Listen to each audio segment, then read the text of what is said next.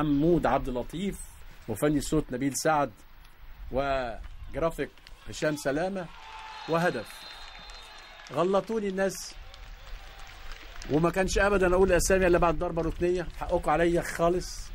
وسيسي يحط هدف التقدم، عبد الله سيسي على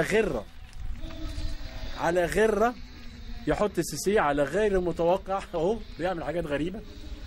يتقدم الزمالك بهدف جميل لسيسي.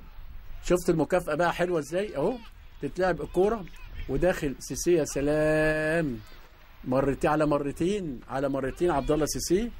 واثنين الزمالك، واحد الداخلية، وما يعملش اكتر من كده احمد فوزي، انما الكرة راحت لسوء حظه الى سيسي المتابع. واحلى ما في المباراة الهدف دي، الصدة دي والهدف ده. احلى ما في المباراة الصدة دي والهدف دي والرفعة دي. يعني في الرفعة دي والنطة دي والصدة دي والمتابعة دي أحلى ما في المباراة من هذا الشوط والشوط الأول، عشان يتقدم الزمالك ويقترب جدا من النقطة 30 ويصبح الفريق الذي لم يهزم حتى الآن. نقعد ساكت لغاية لما الحكم يصفر.